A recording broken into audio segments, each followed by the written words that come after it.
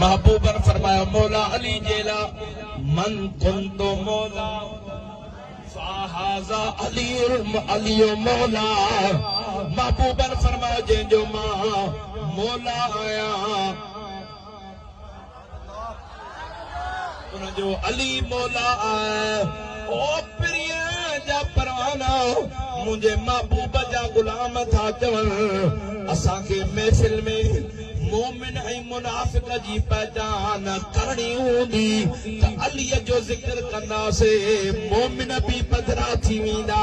त मुनाफिक बि पधरा थी वेंदा। छो जो प्रिय फरमायो मोमिन ऐं मुनाफिक जी पहचान अली आहे। वाली तुंहिंजे शान सां कुर्बान वञा। अल्लाह ताला अलीअ जे नाले में अहिड़ो पावर ॾिनो आहे जन्नती ऐं दोस्तीअ जी पहचान सुहिणे अलीअ जे नाले सां थी वेंदी आहे। मोमिन ऐं मुनाफिक जी पहचान यानी जन्नती ऐं दोस्तीअ जी पहचान सुहिणो अली आहे। करे सुभान अल्लाह छो नथा चओ। ओ मुंहिंजे प्रिय जा परवाना मौला अली जंहिंजे लाइ मुंहिंजो करीम नबियुनि जो इमाम फरमाए या अली अंत अखी फी दुनिया वल आखिरत। ओ सुना अली मां दिल पर नबी तुंहिंजो दुनिया में भी भाव आया त आखिरत में भी भाव आया।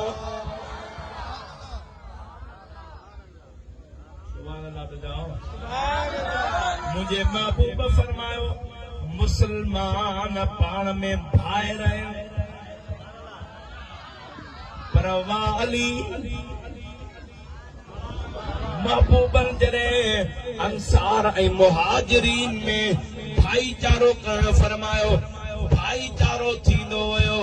अकेलो अली बचो अली रोए थो मूंखे बि को अंसारनि मां पिरी भाव करे ॾियणा।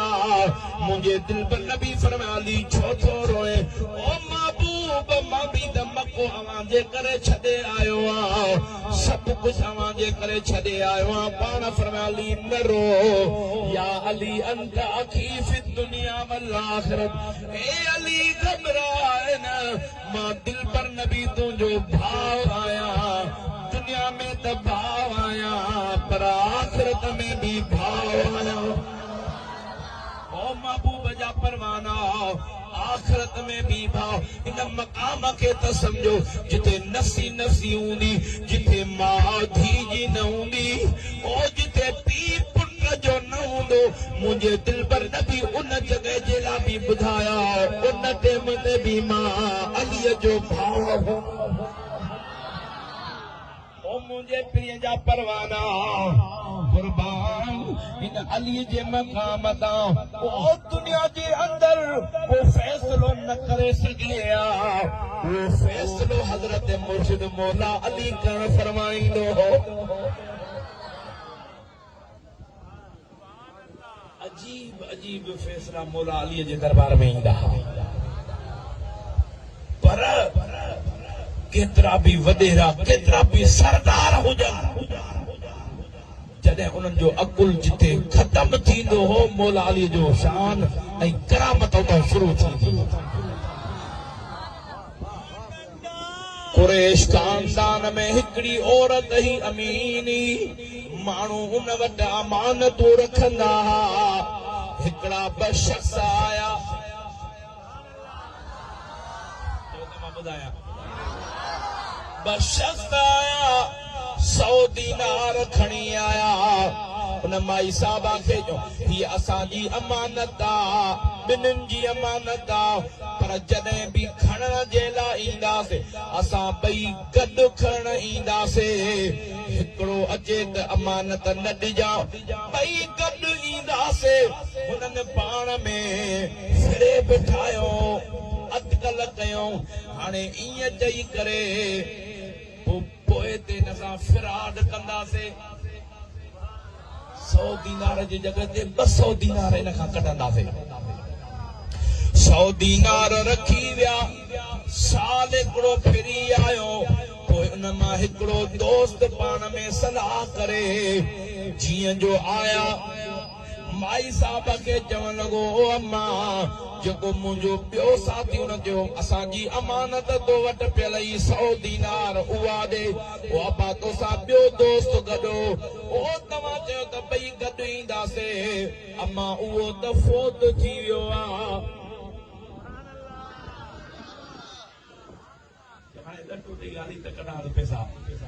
वो फोत थी वियो आहे मां आयो हाणे इन जो वारिस मां आहियां उन माई साहब 100 दीनार कढी ॾिनो हो खणी हलियो वियो वरी साल फेरी आयो वरी ॿियो मोटी आयो असां तो वटि अमानत रखी असीं उहो त तुंहिंजो दोस्त खणी वियो अचे त तुंहिंजे लाइ त उहो फोत थी वियो न मां न ईअं न थींदो तोसां वाइदो थियलो त भई गॾु ईंदासीं पोइ तो छो ॾिनो महिरबानी कर मूंखे पंहिंजा पैसा भरे ॾे पाण में लुड़ थी वियो पाड़े वारा गॾिजी आया हाणे केरु फ़ैसिलो करे कंहिंखे ॻाल्हि सम्झ में न पई अचे मौला अलीअ जे दरबार में जॾहिं इहो फ़ैसिलो आयो मौला अलीअ जे दरबार में फ़ैसिलो आयो पाण बयान कयो मौला अलीअ जे साम्हूं साईं असां हिन माई साहब वटि 100 दीनार रखियोसीं पोइ साईं मां असां चयोसीं ॿई गॾु ईंदासीं असांजी अमानत ईअं न ॾिजां ओ सोना साल खां पोइ मुंहिंजो दोस्त आयो हिनखे कूड़ हयईं त मुंहिंजो दोस्त फोत थी वियो आहे हिन खां 100 दीनार वठी वियो वरी पोइ मां आयुसि साईं महिरबानी कयो मूंखे बि पंहिंजो हक़ वठी ॾियो मुंहिंजो बि हक़ आहे मौला अली सरकार फरमाया तव्हांजी ज़बान कहिड़ी थियलई सोना ज़बान थियलई त भई गॾु ईंदासीं मौला अली सरकार फरमायो ज़बान थियलई गॾु ईंदासीं तूं अकेलो आयो आहे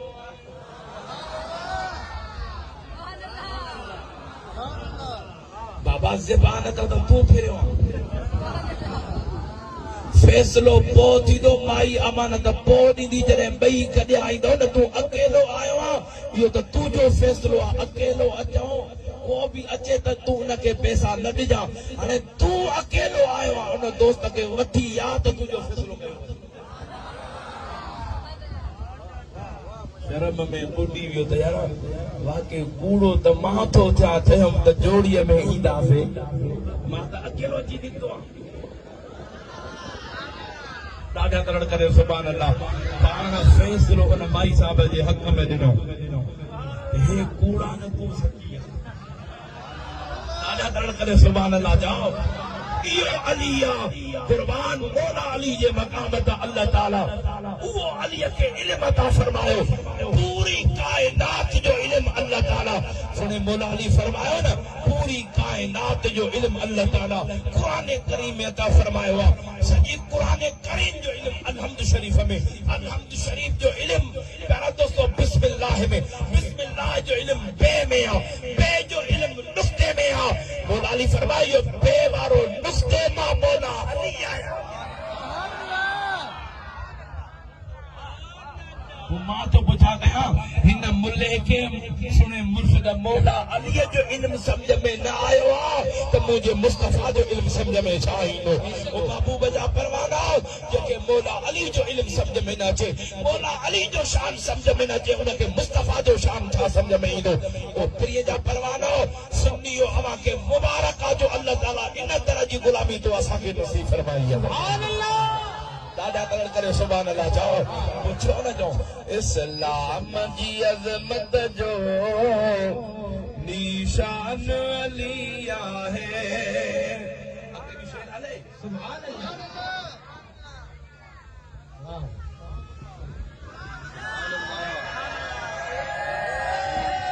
अमर फकीर दादा तो सुभान अल्लाह जाओ मदीनो मदीनो सुभान अल्लाह तो जाओ मौला अली जो शेर पढ़ा तो पोइ मदीने जो भी ॿुधायां थो सुभान अल्लाह तो जाओ सुभान अल्लाह दादा सुभान अल्लाह चओ खैबर में मरहब जो कीअं नाओ निशान मिटाया जेके शान वणे उहो सुभान अल्लाह चवे ॿिए जी ज़रूरत बि कान्हे का हे लफ़्ज़ ॿुधी करे ॾाढा त सुभान अल्लाह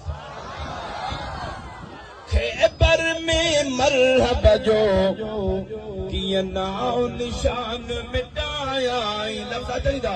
अरे पढ़ी टे पहरी चया पढ़ी टे पहरी चया वो जवान अली आहे के मथे कर तो नारा है गरी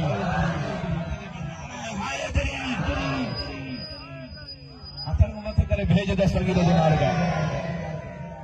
इस्लाम जी अज़मत जो निशान लिया है दुनिया युकबा जो सुल्तान लिया है इस्लाम जी अज़मत जो निशान लिया है सुभान अल्लाह आजा दरड़ करे सुभान अल्लाह जाओ हिकड़ी दस्तगीर जी करामत